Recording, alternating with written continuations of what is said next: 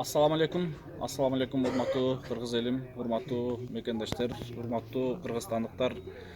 Биз Ак ниет аманат коомдук фонддун демилгеси менен Индиянын Дели шаарындагы Макс клиникасынын жана Форс клиникасынын дарыгерлерин Кыргызстанга алып келебиз деп буга чейин коомчулукка жарыя бергенбиз. Ал жерде бардыгы жазылып турат. Урматтуу туугандар, урматтуу мекендештер, мен азыр бир кыскача бир интервью берип коюуну туура көрдүм. Себеби бир эки адамга теңелбейин койчу десем, баягы списокко жазып аткан кызды ушунчалык бир аябай жаман сөздөр менен, аябай каргыш тилеп дагы ушундай жазып атат экенсиздер да. Урматтуу туугандар, мен ал кыздан суранып, ал кыз өзү больницада иштейт. Менин өзүмдүн карындашым болот. Ал кызды ушунчалык баягы кагып силкип, жаман орой сөздөрдү сүйлөп, ушундай эме кылып атат экенсиздер да бүгүнкү күндө. Ал кызды мен кече Жалал Абад жеринде, Ош жеринде кызматка коюп, телефонду алганы убакыт болбоду анын. Элди кабыл алып, телефонун коюп эл менен болду. 100дөгөн, 150дөгөн элди башкаруу чындыгында кыйын экен. Ошол жерде баардын иреттеп, очередине карап киргизүү ошол кыздардын мойнуна илинген. Ал эч кандай бизге баягындай бир парага же жана башка иштеген жок. Ошо бизге кызматыбыз тийип калсын, жардам кылып калай макул деп мен сурангам, урматтуу туугандар. Анан ал жерде дагы бир айтып кетейин. Рекламада бардыгы айтылган да, өзүңүздөр жакшы билесиздер. Көрүп атасыздар, окуп атасыздар. Көзү көрбөгөндөргө уксун деп баягындай голосовой окулду. Анча-мынча кулагы укпагандарга көзү менен көрүлсүн деп бардыгы жазылган. Астында дагы бүт баары жазылган. 21 ноябрь күнү Бишкек шаарында, 22 ноябрь күнү Жалал Абад шаарында, 23 ноябрь күнү Ош шаарында деп баардыгы жазылган. Албетте кечирим сурайм, кече Жалал Абадта убагында баштай албай калдык. Себеби Жалал Абадта туман болуп, аба ырайы начарлап, 11де уча турган самолетубуз саат 1де Жалал Абадка эмес, Ошко учурду. 2де Ошко барып, анан 2ге Ошто жетип, андан бери машина менен келчек 4-5 болуп кетти. Кеч кирип кетти.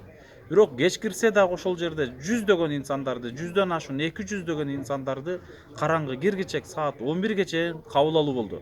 Обед ичишкен жок, урматтуу туугандар. Сиздер үчүн атайын келгенден кийин ошол инсандар кабыл алды элди. Келген элдин бардыгын кабыл алды. Мына бүгүн Ошто дагы Меж областной больницада онкологический бөлүмүндө кечке чейин бардыгын кабыл алды. Кечке чейин эмес, бул кайра бул жака саат 4:45 врачтар учуп келди Бишкекке. Бишкектен ары Индияга бүгүн учушту.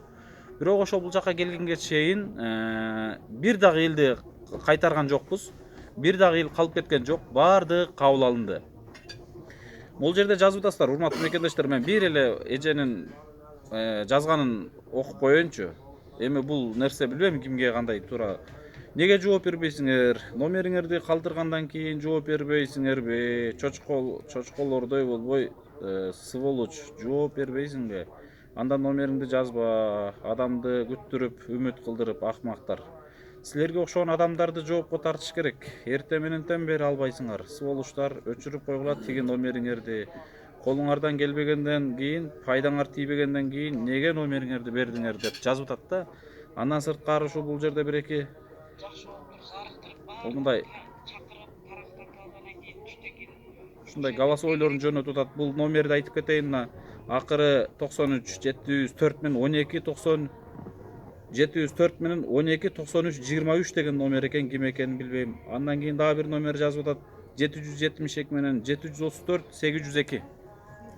Эжекелер, мындай вопросторду мага айтыңыздар. Мен ал кыздардан сурангам. Ал кыздарга биз пара берип, акча берип эме кылган жокпуз. Бир, экинчиден тиги Индиядан келген врачтарды дагы биз акча төлөп алып келген жерибиз жок. Сиздер үчүн акысыз келди. Бул жерде баягындай көрүнүш үчүн же башка үчүн же элге баягындай мактаныш үчүн эмес да. Көрдүңүздөр, бириңиздерден акча алган жок, жакшынакай консультация берип, албетте операция кылып же жана башка кылган жок. Эл менен жолугуп, ооруларына жакшынакай татыктуу консультация берди. Ошондуктан туура түшүнүңүздөр. Анан бизде дагы мындай ой болуш керек да. Мен ушул врачтарга жолуксам эле, мен айыгып кетет экем да, жолуксам ушул врачтарга жолугуп эле консультация алсам эле, мен айыгып кетем деген ой болбош керек, урматтуу туугандар. Бардыгы Алладан, Кудайдан. Алла таалам ошол инсандарды балким себепкер кылып калар деген ой менен ошол врачтар келди. Анан дагы бир нерсени айтайын, эч кандай бул жерде кызыкчылык жок, жеке кызыкчылык жок. Сиздер айткандай элге көрүнүп, же болбосо акчага, же элден акча алуу, же болбосо өзүбүз үчүн бир пайда табуу деген нерсе жок. Бунун баардыгы сиздер үчүн болчу. Бирок бүгүнкү жазган сөздөрүңүздөр, бүгүнкү айтып аткан сөздөрүңүздөр ушунчалык баягындай көңүлгө тийди да. Сиздер үчүн аракетти болушунча кылып атсак, мына ушундай сөздөрдү жазып атасыздар да. Эми ал жерге барып кире албай кетсеңиздер, жетише албай кетсеңиздер, биз күнөөлүү эмеспиз да. Биз буга чейин баардык даректер айтылган. Ошол даректерге барышыңыздар керек болчу. Мына жазылбаган инсандар да барып көрүндү. Дагы бир айтып кетейин, анда эртең 25 ноябрь күнү Фордс клиникасынын онкология жана гематология бөлүмүнүн башчысы Викас Дуа 25 ноябрь күнү Ош шаарында ошол эле гематология жана онкология бөлүмүндө межобластной больницада кабыл алат. 25 ноябрь күнү.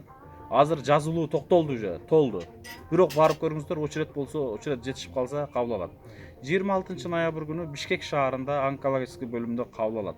Экинчи больницанын врачы эртең келет, бүрсү күнү 25 ноябрдан баштап кабыл алат. Ушундай туугандар, келиңиздер, анан бири-бириңиздер капа болбоңуздар. Эгерде кече 3 күн бою Бишкек, Ош, Жалал Абадта 3 күн бою кабыл алып, биз жетише албай, же биз сиздердин көңүлүңүздү доорутуп, же биздин врачтар сиздерге жакшы консультация бере албай калган болсо, же биз сиздерди капа кылып алган болсок, албетте мен Ак Ниет Аманат коомдук фондунун атынан жана жеке өзүмдүн атыман кечирим сурайм.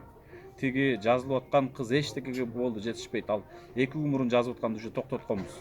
Себеби баардык жазылып бүткөн. Ошол даректерге түз келе бериңиздер. Ушундай туугандар, барыңыздарга чоң рахмат. Аллах ыраазы болсун. Эч ким эч качан оорубасын. Ооруп аткан инсандарды көрүп алып ушунчалык жүрөктөрүң канайт. Чындыгында мындай инсандардын сөздөрүндө эле көңүл бурбайсың. Ошол инсандар үчүн бир пайда болуп калса экен, ошол инсандар жакшы болуп кетсе экен деген гана ой менен ушул иштер жасалып атат. Кыргызстанга жеңилдик болсун деп, элибизге жеңилдик болсун. Ондогон, жүздөгөн кыргыздарды Индияга ташып отурбастан, ошол жактан мыкты тажрыйбалуу 3-4 врачтарды бул жакка алып келип, ошолордун пайдасы тийип калса экен деп мына ушул иштерди жасалып атат. Туура кабыл алыңыздар, туура түшүнүңүздөр. Дагы да бул иш-чара эң башталышы. Дагы көп болот иншалла. Баарыңыздарга чоң рахмат.